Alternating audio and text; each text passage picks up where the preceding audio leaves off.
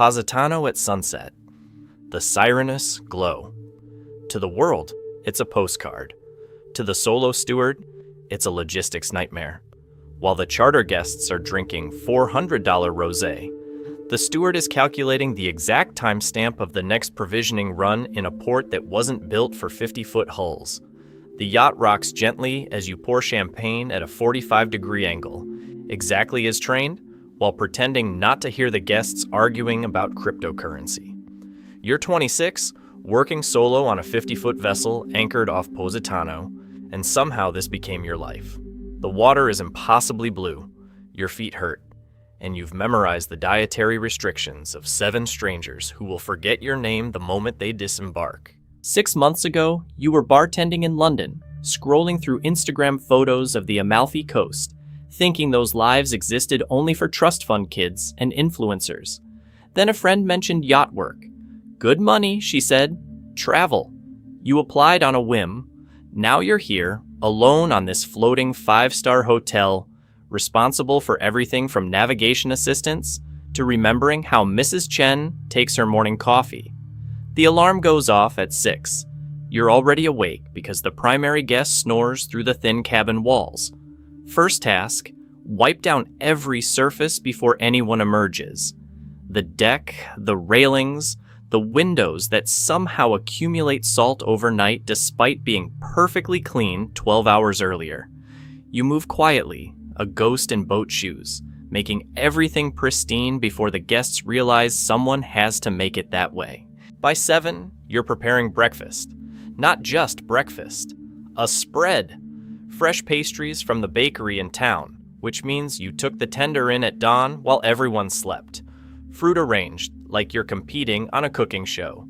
Coffee that costs more per pound than your first car.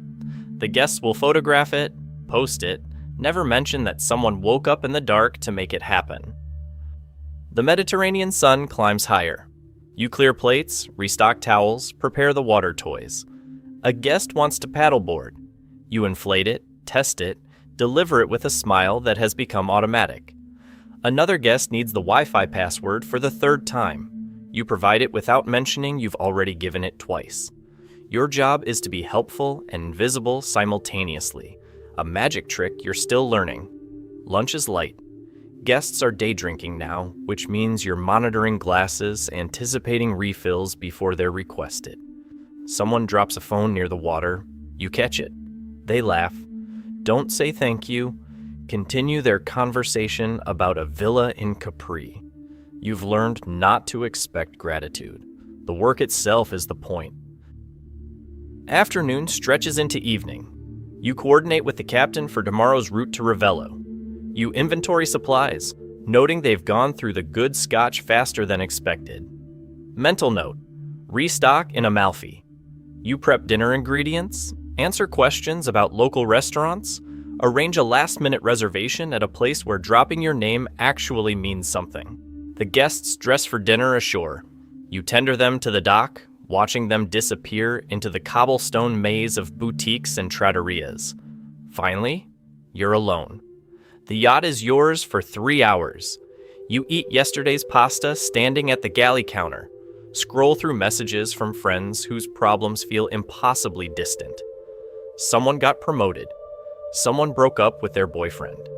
Your world has contracted to this boat, these strangers, this impossibly beautiful prison of azure water. You clean again, always cleaning. The guests return after midnight, loud and wine drunk. You help them aboard, ensure everyone's safe, retreat to your cabin. Tomorrow you'll do this again. The day after, the same. But here's what nobody tells you about this life. The isolation becomes intoxicating. 3 weeks in, you realize you haven't spoken to anyone about anything real. Conversations are transactional. Would you like more coffee? The tender leaves at 9. Your laundry will be ready this afternoon. You're fluent in hospitality speak, that language of pleasant nothings that fill space without creating connection. But the views. God, the views almost make it worth it. Positano at sunset, buildings stacked like pastel Lego blocks against cliffs that shouldn't be able to support them. Water so clear you see fish darting 20 feet down. Mornings when the sea is glass and the world feels like it was created specifically for this moment. You're being paid to exist in postcard settings that most people save years to visit for a week. The money piles up because there's nothing to spend it on. No rent, no groceries, no transportation. Every euro you earn just accumulates in an account you check obsessively, watching the number climb towards some abstract future where you'll do something else.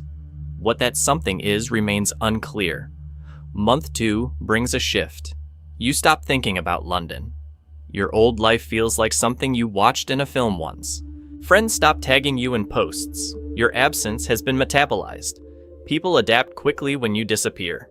The guests change every 2 weeks, new faces with identical requests. You become efficient at reading them. The husband who drinks too much before noon.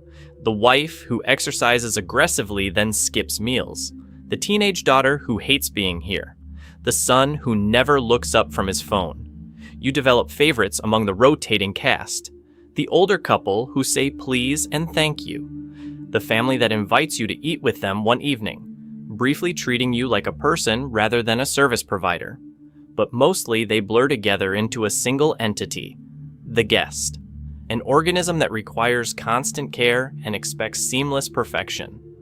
One night, anchored off Capri, you sit on the bow after everyone's asleep. The stars are absurd, unpolluted by city light. You think about the bartender you were, the person who complained about rent and tube delays and weather.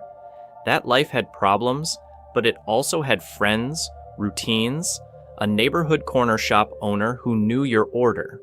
This life has beauty and money and absolutely nothing else. The contract ends in 4 months. You'll have enough saved to do something. Travel Southeast Asia. Take that photography course. Move to Berlin. The options feel limitless and completely paralyzing. You've become skilled at serving others, but forgotten how to want things for yourself. The Mediterranean keeps glittering. Guests keep arriving. You keep waking before dawn to make everything perfect. And somewhere in the repetition, you understand this is the actual job. Not the cleaning or the cooking or the smiling. It's the slow disappearing of yourself, becoming background, learning to exist in the margins of other people's highlight reels. The question you'll eventually face is whether you can find your way back. But that's a problem for future you. Right now, there are breakfast pastries to arrange. And the morning light on the water is absolutely perfect. You'll finish the season, bank the money, tell yourself it was worth it. Maybe it was. Maybe 6 months of beautiful erasure is exactly what some people need. The yacht will find another steward, the guests will blur into new faces, and the Amalfi Coast will keep glittering for whoever's willing to wake at dawn to make someone else's paradise possible.